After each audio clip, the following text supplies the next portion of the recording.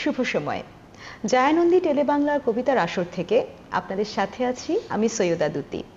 আমার সাথে আছেন লেখক লিয়াকত হোসেন খান সুমন ভাই। কথা বলবো তার অনুকাব্য নিয়ে। কেমন আছেন ভাইয়া? আলহামদুলিল্লাহ, আপনি কেমন আছেন? আলহামদুলিল্লাহ ভালো আছি। জায়ানন্দিনীতে এসে কেমন লাগছে আপনার? অবশ্যই ভালো, এটা একটা খুবই ভালো এক্সপিরিয়েন্স। ধন্যবাদটা শেষে জানাই, সাধারণত আমি প্রথমে জানিয়ে দিচ্ছি আমাকে আমন্ত্রণ জানানোর জন্য। আন্তরিক ধন্যবাদ আপনাকে ভাইয়া। আপনার এবারে বইমেলায় নিশ্চয়ই বই এসেছে, জি। সে বইটার নাম কি? এবার আমার অনুকাব্য একটা, এটা হচ্ছে বৃষ্টি স্নান। কোন প্রকাশনী থেকে এসেছে? কণ্ঠস্বর প্রকাশনী। আচ্ছা, তো বৃষ্টি স্নান বইটা, যে এই বইটাতে কেমন ধরনের অনুকাব্য আমরা দেখতে পাবো? বেসিক্যালি আমি তো যেগুলোর উপর বেস করে লিখি সবসময়, মানে প্রথম থেকে এখন পর্যন্ত যে জনরা যেটা, ওটাই প্রেম, বিরহ, দ্রোহ, তারুণ্য, এসবই। বেশিরভাগ লেখা হয় কি নিয়ে? প্রেম নিয়ে, বিরহ নিয়ে, নাকি প্রেম। দ্রোহ নিয়ে? প্রেম নিয়ে। বিভিন্ন ধরনের প্রেম, যেমন বিষাক্ত প্রেম, ক্ষুধার্ত প্রেম, তারপরে কমন প্রেম, আনকমন প্রেম, যত ধরনের হতে পারে। যদি আপনার থেকে জানতে চাওয়া হয় প্রেমের সংজ্ঞা কি, আপনি কি বলবেন? প্রেমের সঙ্গে যে আমি ফার্স্টে যেটা বললাম, বিষাক্ত। প্রেম বিষাক্ত সুন্দর, বিষাক্ত সুন্দর একটা অনুভূতি। আচ্ছা, আপনার প্রথম বই কোনটা ছিল? আমার প্রথম যেটা ছিল ওটা একটা কবিতা প্লাস ওখানে অনুকাব্য ছিল। অনুকাব্য। ওটার নাম ছিল হচ্ছে কফিতে কবিহীন চুমুক। কফিতে কবিহীন চুমুক এই মুহূর্তে আমাদের সামনে আছে যে বইটি, কফিতে কবিহীন চুমুক। এই বইটিতে কেমন ধর্মী কবিতা আপনি লিখেছেন? ওই যেটা বললাম আর কি, প্রেম নিয়ে। হ্যাঁ, প্রেম, তারপরে আপনার দ্রোহ বলেন, বিরহ বলেন। এটা যেহেতু আপনার প্রথম বই, জি, তো সেহেতু এই বই থেকে আপনাকে যদি বলা হয় কোনো একটা কবিতা যেটা আপনি শুনতে চান, আপনি কোনটা শুনতে চাবেন? এখানে সম্ভবত একটা কবিতা আপনি পাবেন, প্রকাশহীন অনুভূতি। হ্যাঁ, এক্স্যাক্টলি, এটা আমি শুনতে চাই। এটা শুনতে চান? জি, ঠিক আছে, এটা আমি পাঠ করছি আজকে লিয়াকত হোসেন খান সুমন ভাইয়ের প্রকাশহীন অনুভূতি, কফিতে কবিহীন চুমুক বইটি থেকে। প্রকাশহীন অনুভূতি। হয়তো বহু বছর পরে আবার দেখা হবে আমাদের। বয়সের চিহ্ন থাকবে গালে, চোখের সেই চমক হয়তো আর খুঁজে পাবো না। একটু কি কেঁপে উঠবে আমাকে দেখে? তোমার অপলক দৃষ্টিতে কি হাজারো প্রশ্ন থাকবে আগের মতোই? সেদিনও অভিমান করে মুখ ভুলাবে?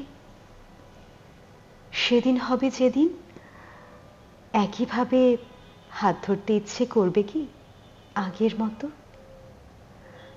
আচ্ছা, তুমি কি চুল খোলা রাখবে সেদিন, নাকি সেদিনও ঠোঁট পালিশের আড়ালে লুকিয়ে রাখবে তোমার গোলাপ? বয়সের কারণে পারবে কি জড়িয়ে ধরতে আমাকে সব সংকোচ ভুলে, নাকি দূর থেকেই তীব্র আকুতি করবে প্রকাশহীন অনুভূতি? সেদিন কি আমরা পাশাপাশি হাঁটব? কথা দাও, বাতাসে পথের ধুলো তোমাকে আমাকে মাখিয়ে দেবে হয়তো। সেদিনও তুমি আমি আমরাই থাকব। ভালোবাসার স্পর্শে না হোক, পথের ধুলোই এক হব। তুমি, আমি, আমরা এক হব আবারও। হয়তো বহু বছর পরে দেখা হবে, হয়তো পাশাপাশি হাঁটা হবে, অথবা কোনো কথাই হয়তো হবে না, শুধু দেখা হবে, হয়তো, অথবা নয়তো। অসাধারণ লেখা আপনার, ধন্যবাদ। এটা সম্পর্কে যদি আমি একটু জানতে চাই। এটা তো শুধু মানে আমাদের দেশের বিষয়টা তা না, পুরো পৃথিবীতেই প্রেমিক প্রেমিকার যেটা হয়, কারণ বেশিরভাগ প্রেমের সম্পর্ক তো দেখা যায় যে পরিণতি পায় না। হ্যাঁ, না পাওয়ার কারণে যেটা হয়, বহু বছর পরে আবার হয়তো দুজনে দেখা হয়, অথবা একটা আকাঙ্ক্ষা থাকে যে কোনোদিন যদি দেখা হয়ে যায়, তখন একজন আরেকজনের এই যে স্মৃতিচারণ বা যে অনুভূতিগুলো লালন করা এখনো ভেতরে, সেটার বই প্রকাশটা কিভাবে হতে পারে? কারণ তখন তো আর সেভাবে এক্সপ্রেস করাটা পসিবল হয় না। সেটাই একটা সামারি করার আর কি এখানে। আপনার লেখা অসাধারণ। আচ্ছা, এই বইটার নাম কফিতে কবিহীন চুমুক কেন? এটা খুবই ইজি। সেটা হচ্ছে কফিতে, ঠিক আছে, বাট কবিহীন চুমুক, বিহীন মানে তো আমরা জানি মানে এটা ছাড়া, হ্যাঁ, দ্যাট মিনস চুমুক থেকে কটা যদি আমরা বাদ দিই, তো ইন শর্ট হচ্ছে কফিতে চুমু।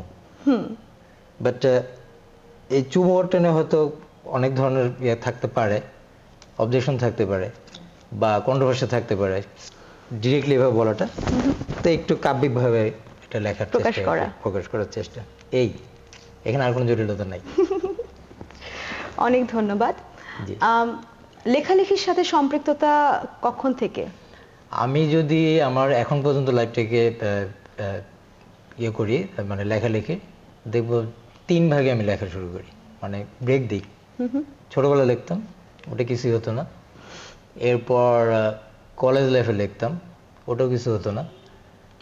তারপরে আবার শুরু করি, সিরিয়াসলি আবার শুরু করি বা 6-7 বছর ধরে, এবং এখনো কিছুই হচ্ছে না। কোথায় হচ্ছে না? হচ্ছে তো, চেষ্টা চলতেছে, হয়তো কোনো একদিন হবে ইনশাআল্লাহ, আমরা আশা রাখতে পারি। এবার যে বইটি বের হয়েছে বৃষ্টি স্নান, এটা মূলত অনুকাব্য, তাই না? এক্স্যাক্টলি। আপনি অনুকাব্য লেখার অনুপ্রেরণা কোথা থেকে পেলেন? আমি মূলত কবিতা প্রেমী, গল্প উপন্যাস আমাকে একটু কম টানে, আমি সেভাবে ওগুলো লিখতেও পারি না।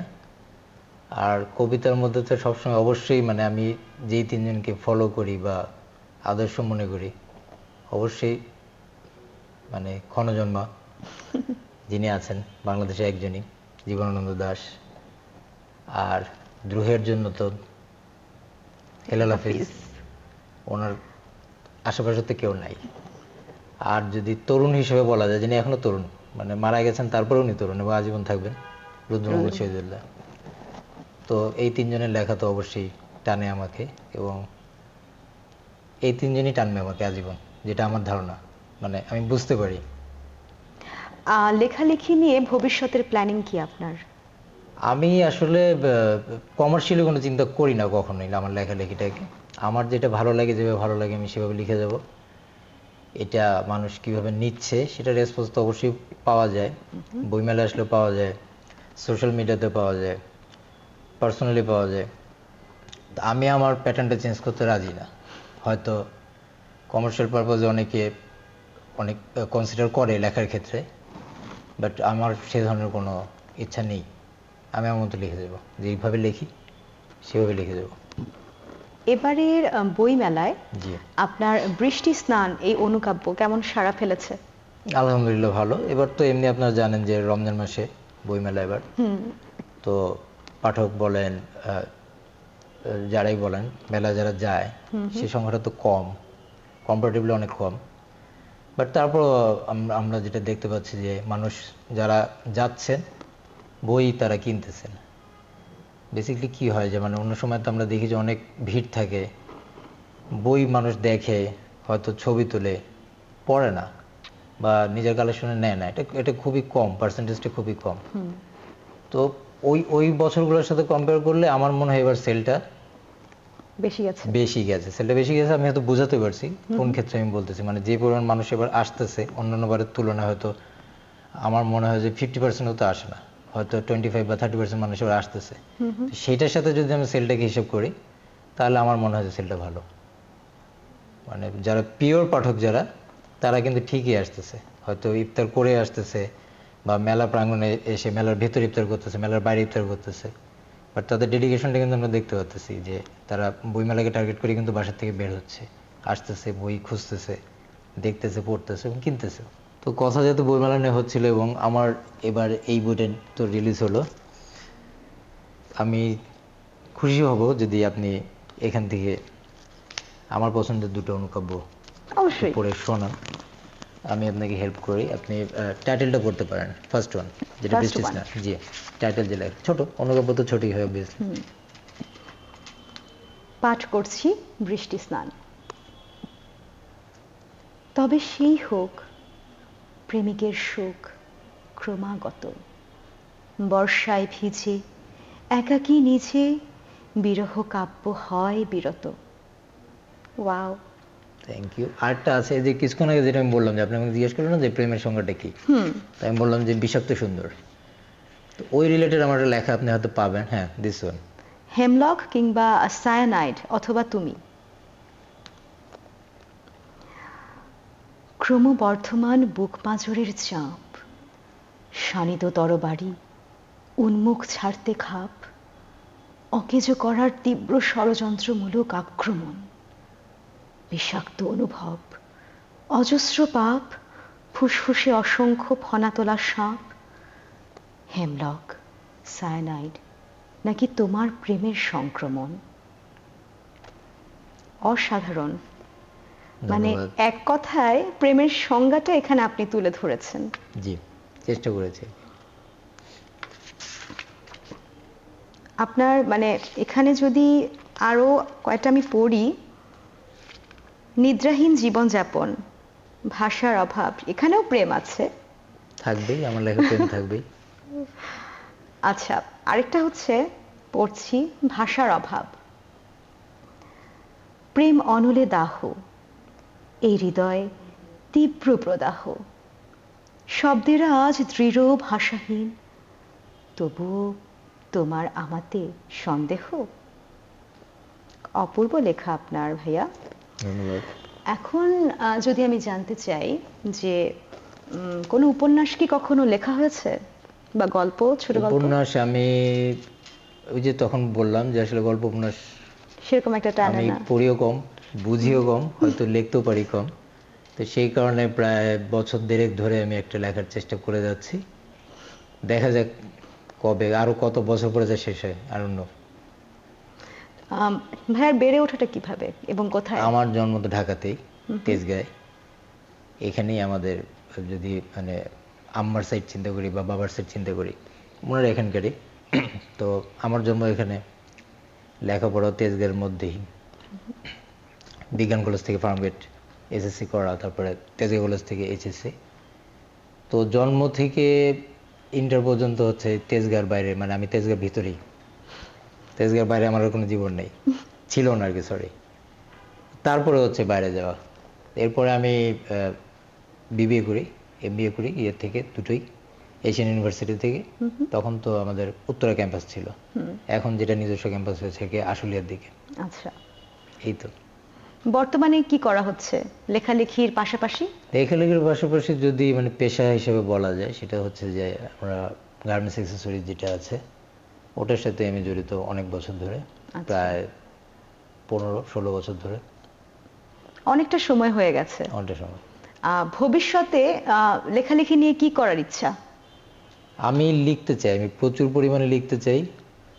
আর যদি মানুষের কখনো, মানুষের ইন এ সেন্স সব ধরনের মানুষের, মানে আমি কোনো স্পেসিফিক কোনো টাইপ অফ পিপল বোঝাচ্ছি না। আমি চাই সব ধরনের মানুষ আমার লেখা সময় সুযোগ করে পড়ুক, আমাকে কমেন্টস করুক, এবং কোনটা সুন্দর হচ্ছে সেটার চেয়ে আমার কাছে বেশি গুরুত্বপূর্ণ হচ্ছে কোনটা ভালো লাগতেছে না তাদের।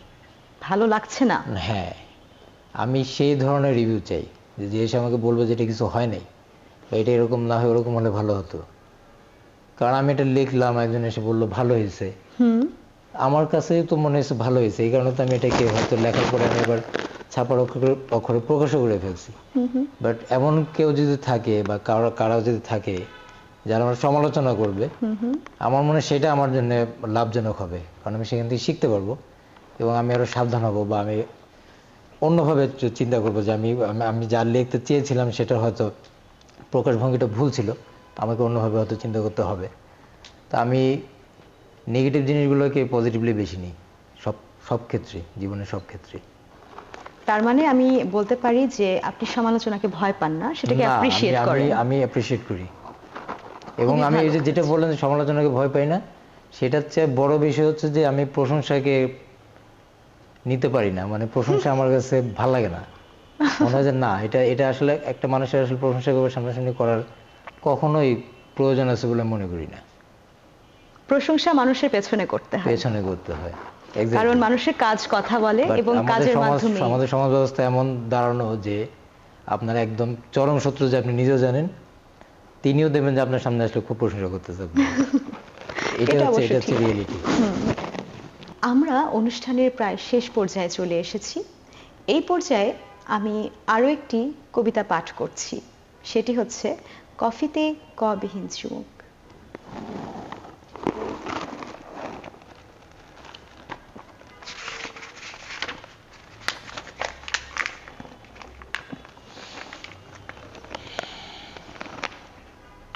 কফির পেয়ালায় মুখোমুখি দুজন, মনোযোগ কফির ঘনত্বকে ঘিরে, অথচ সবটাই অভিনয়, তাই না? কে না জানে কফি শুধুই বাহানা। চোখের সাথে চোখের মিলন, ঠোঁটে মাখা কফির ফেনার রাশি, মানবজাতির ভেতরের তোলপাড়, পেয়ালার সুখ নাকি তোমার হাসি। অথচ হাত ধরার সাথে হতেও পারত এক পেয়ালায় দুজনার চুমুক। একসাথে ছোঁয়া কফির পেয়ালা, অথবা ছোঁয়া তোমার হাসি। চুমুকের উপাদান কফি, তৃষ্ণা মেটায় নেশার, তবুও মানব মনের স্বাদ হয় পেতে কবিহীন কথার ভিন্ন স্বাদ। তবে চুমুক থেকেও ঝরে যাক কফির পেয়ালাই আজ হয়ে যাক বাদ, রয়ে যাক শুধু তোমার হাসি। কফি ছুঁড়ে ফেলে দিয়ে তৃষার্ত এই প্রেমিক আমি তোমার হাসিতে দিলাম কবিহীন চুমুক। কবিহীন চুমুকে ভাসিয়ে দিয়ে আদিম ভাষায় জানিয়ে দিলাম ভালোবাসি, ভালোবাসি, ভালোবাসি। সুপ্রিয় দর্শক, এতক্ষণ জায়ানন্দিনী টেলিবাংলা চ্যানেলের সাথে থাকার জন্য অসংখ্য ধন্যবাদ। আজকে কবিতার আসরে আপনাদের সাথে ছিলাম আমি সৈয়দা দ্যুতি, এবং আমার সাথে অতিথি হিসেবে ছিলেন লিয়াকত হোসেন খান সুমন ভাই। ওনার লেখালেখি সম্পর্কে আমরা জানলাম, ওনার দর্শন সম্পর্কে আমরা জানলাম। আপনি যদি আমাদের দর্শক সম্পর্কে কিছু বলতে চান। যারা মেলায় গিয়েছেন, মেলায় যাচ্ছেন অথবা আগামীবার যাবেন, প্রচুর বই পড়বেন। বই কিনতে হবে বিষয়টা জরুরি না, মেলা প্রাঙ্গণে আপনারা বসে বই পড়তে পারেন, বিভিন্ন লাইব্রেরি থেকে কালেক্ট করতে পারেন। বই পড়াটা অভ্যাস করুন, কারণ এখন যে আধুনিক যুগ, মানুষ তো আর মানুষ থাকতেছে না, যান্ত্রিক হয়ে যাচ্ছে। হয়তো এআই এর কারণে আমরা ধীরে ধীরে এই ধরনের ছাপানো বইয়ের থেকে সরে যাব, যেটা সম্ভাবনা খুবই প্রবল। যতদিন সুযোগ আছে আমরা বই পড়ি, যারা লেখালেখি করে তাদেরকে উৎসাহ দিই। আর পরিশেষে আন্তরিকভাবে ধন্যবাদ জায়ানন্দিনী আমাকে আমন্ত্রণ জানানোর জন্য।